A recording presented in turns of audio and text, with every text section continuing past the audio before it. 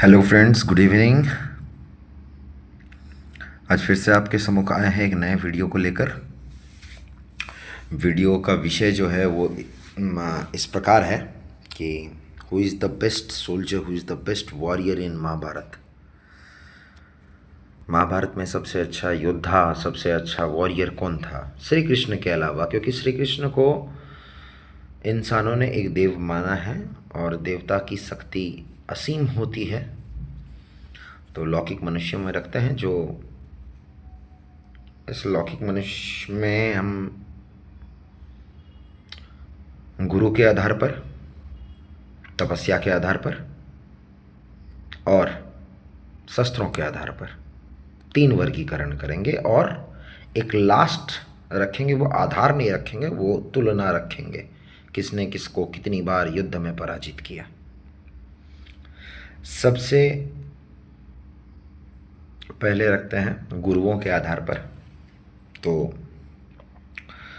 कई जगह आप जब महाभारत सीरियल देखते हैं या महाभारत पढ़ते हैं तो कई जगह यह वर्णन आता है कि मुझे केवल द्रोणाचार्य या भगवान शिव या परशुराम या भीष्म, यही केवल मेरा प्रत्यंचा काट सकते थे, मेरे को हरा सकते थे, मेरे को बांध सकते थे, मार सकते थे। ये बातें बहुत समय आती हैं। तो कुछ गुरुओं के नाम, कौरव और पांडव के गुरु के नाम आप जानते ही हैं। उनका नाम था द्रोणाचार्य। वो भी एक महान गुरु थे, उनके काफ़ी सारे शिष्य हुए। सबसे होनहार शिष्य जो थे वो थे अर्जुन। अर्जुन के बाद यदि प्रिय पात्र कोई था तो वो था अश्वत्थामा, उनका पुत्र द्रोणाचार्य का। अब दूसरे द्रोणाचार्य से थोड़े बाद में प्राचीन अवस्था में जाते हैं, वो भी गुरु का काम किए हैं। वो थे भीष्म पितामह देवव्रत। अब आपके मन में सवाल आएगा वो कब गुरु का काम किए? तो उन्होंने चित्रवीर और विचित्रवीर के गुरु का पद सत्यवती के कहने पर संभाला था। उनको राजकाज के साथ अस्त्रों शस्त्रों की शिक्षा देते थे, पर वो दोनों ही चीर समय तक जीवित, बहुत काल तक जीवित नहीं रह पाए और उनका देहांत हो गया। उनसे थोड़ा और प्राचीन चलते हैं। भीष्म पितामह के भी जो गुरु रहे हैं, कर्ण के भी जो गुरु रहे हैं, चिरंजीवियों में जिनका नाम आता है अग्रणी रूप से, वो आते हैं क्षत्रिय संहारक, जिन्होंने 21 बार पृथ्वी को क्षत्रियों से मुक्त कर दिया था, परशुराम जी। ये राम के युग में भी हुए और महाभारत काल में भी इनका वर्णन मिलता है कर्ण के गुरु के रूप में, भीष्म पितामह के गुरु के रूप में। तो बात ऐसी है कि परशुराम जी थे तो बहुत ही होनहार, और परशुराम जी का कहना भी था कि मेरे जो अग्रणी दो शिष्य हैं उनमें से कर्ण और भीष्म पितामह, उसमें से भीष्म सबसे श्रेष्ठ है। तो सवाल पैदा होता है कि ज़्यादातर जो झगड़ा चलता है कि गुरुओं के आधार पर श्रेष्ठ किनको माने। गुरुओं के आधार पर श्रेष्ठ यदि देखा जाए तो दो ही हो सकते हैं, क्योंकि देखो, गुरु कितने बड़े हैं इनसे मतलब नहीं होता। गुरु का प्रिय पात्र कौन होता है, स्नेह पात्र कौन होता है, इसके आधार पर दो ही नाम सामने आते हैं। गुरु जिनका खुद अपने मुंह से तारीफ करते हैं वो हैं भीष्म पितामह, दूसरे हैं द्रोणाचार्य शिष्य कौन्तेय अर्जुन। अब दूसरे देखते हैं शस्त्रों के आधार पर।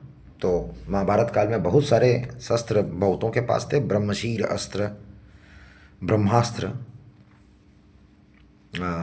वरुणास्त्र, अग्नेयास्त्र, नारायण अस्त्र, और इन सभी अस्त्रों को यदि हम एक साथ मिला लें तो सबसे बड़ा अस्त्र था एक योद्धा के पास, और वो थे अर्जुन।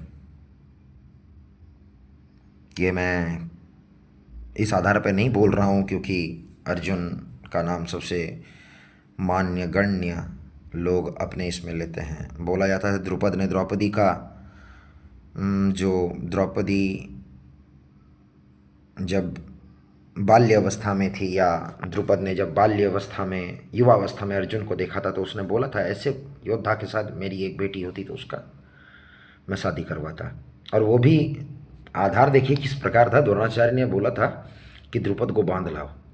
द्रुपद ने कुछ द्रोणाचार्य के साथ विश्वासघात किया था, वो दोस्त थे, और सभी गए, कौरव गए, पांडव गए, युधिष्ठिर भीम आदि भी गए, पर द्रुपद भी बहुत महारथी थे, वो परास्त होकर आ गए, नहीं कर पाए। अर्जुन अकेला गया और द्रुपद को बांध के लेके आ गया, द्रोणाचार्य के चरणों में डाल दिया। तो तब द्वापर का युग था।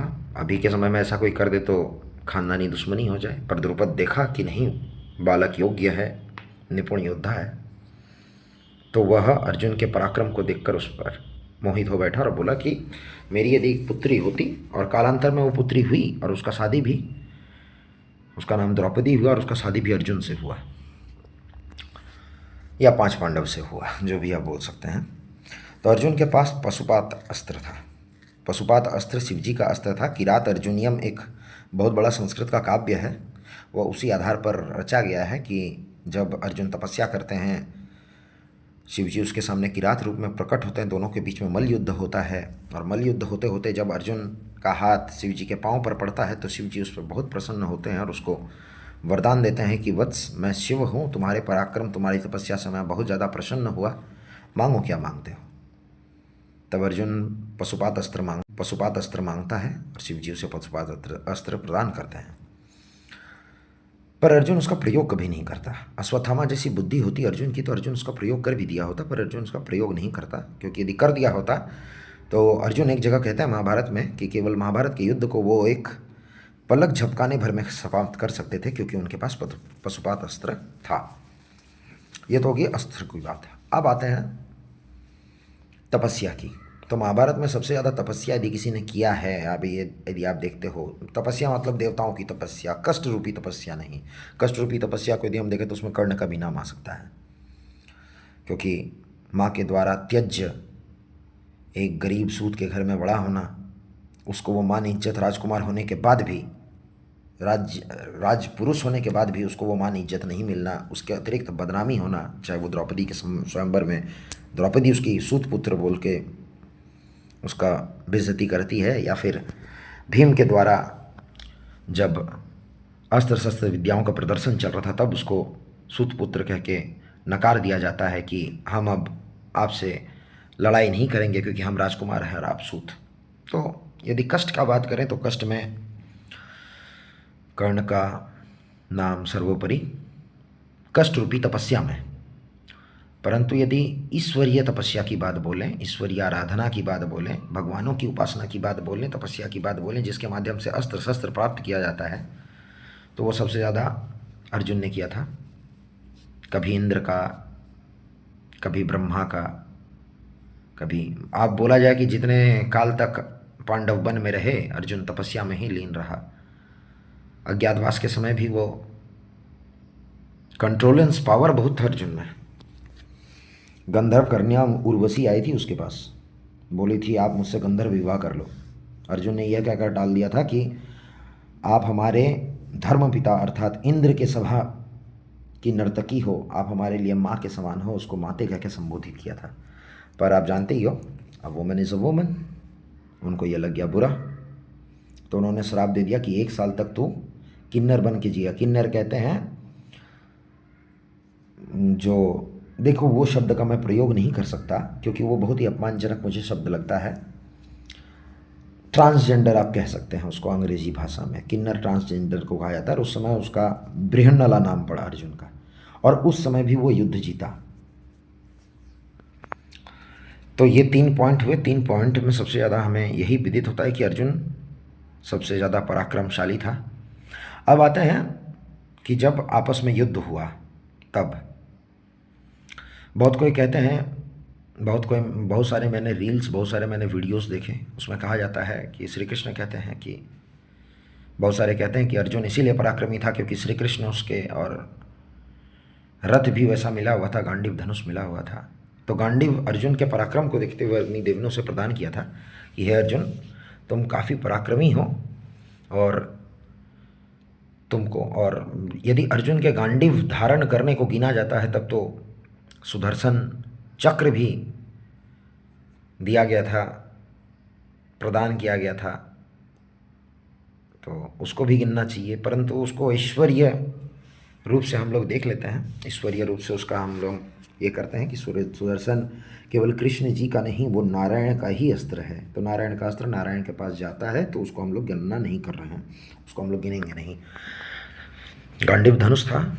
देखो, बहुत समय आता कि कर्ण बड़ा, अर्जुन बड़ा, पितामह बड़े।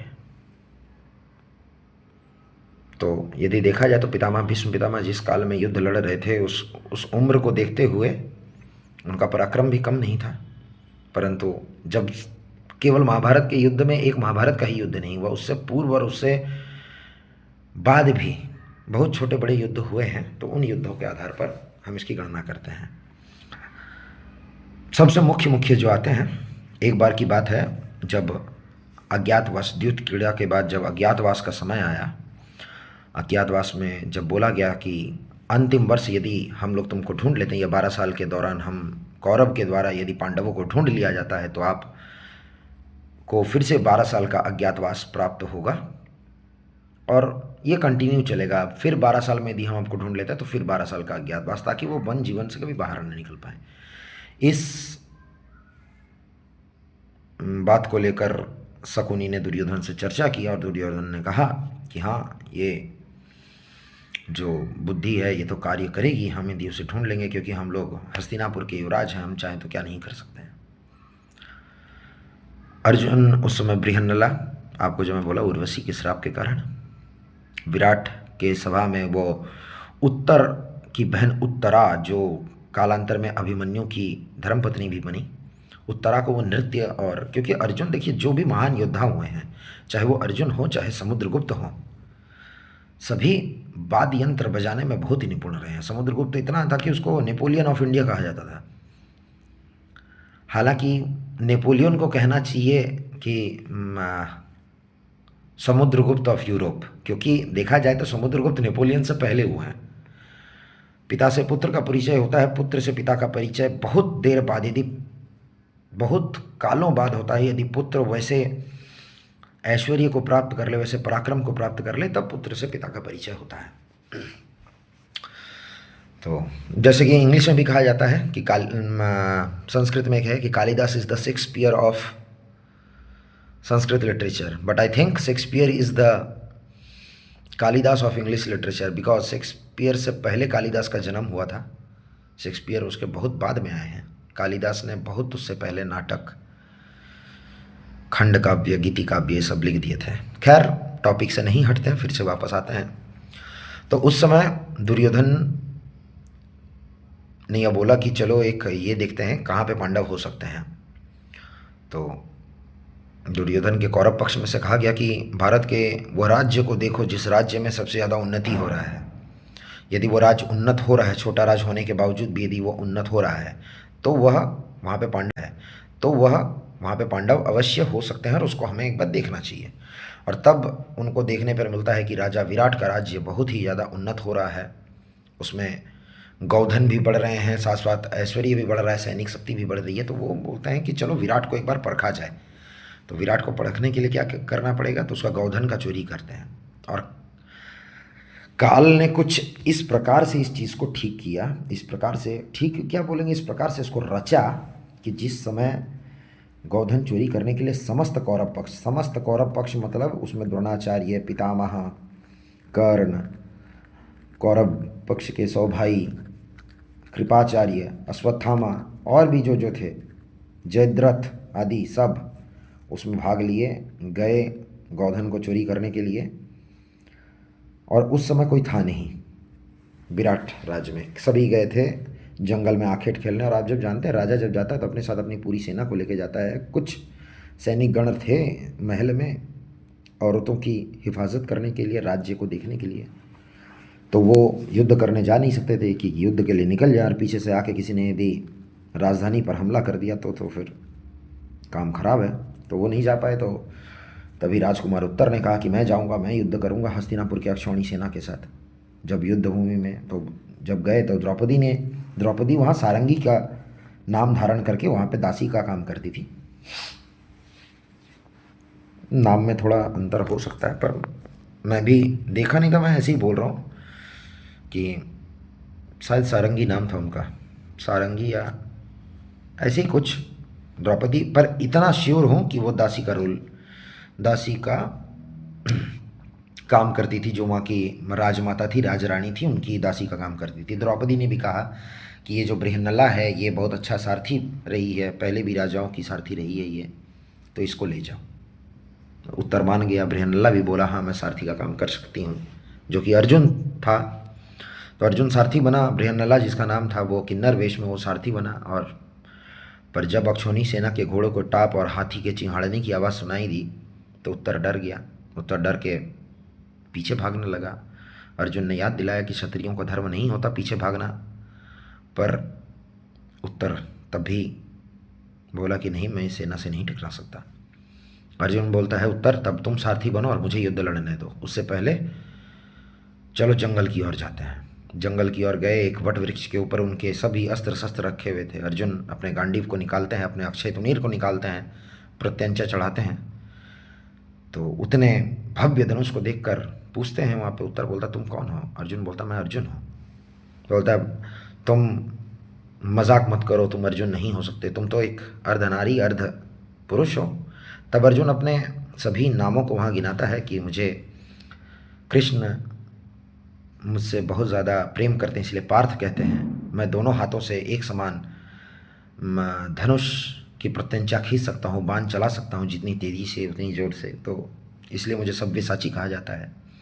कुंती पुत्र होने के कारण कौन्तेय कहा जाता है।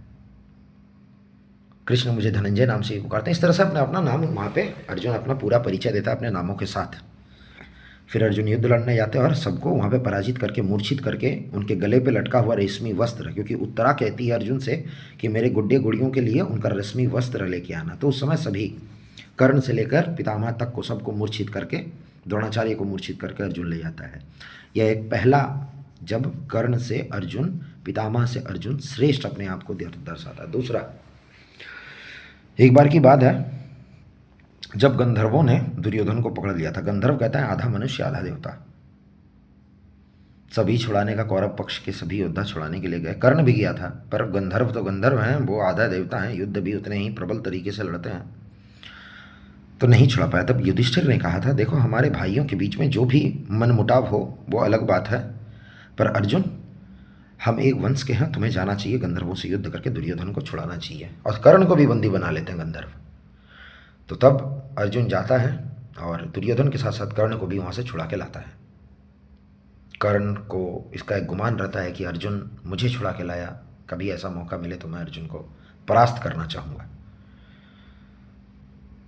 तो महाभारत काल में यदि देखा जाए, कुछ प्रमाण, मैंने कुछ उदाहरण आपके सामने रखे, आप भी महाभारत को यदि पढ़ सकते हैं। एक तो उसका वॉल्यूम्स काफ़ी सारे हैं, और महाभारत में मिलावट बहुत ज़्यादा है, बहुत ज़्यादा मिलावट है। महाभारत को बांधा नहीं गया जिस प्रकार रामायण को बांध दिया गया था कि गायत्री मंत्र के 24 अक्षर हैं, तो रामायण में केवल 24,000, वाल्मीकि कृत रामायण की बात कर रहा हूँ मैं, 24,000 श्लोक ही रहेंगे, पर उस तरह से बांधा नहीं गया था महाभारत को।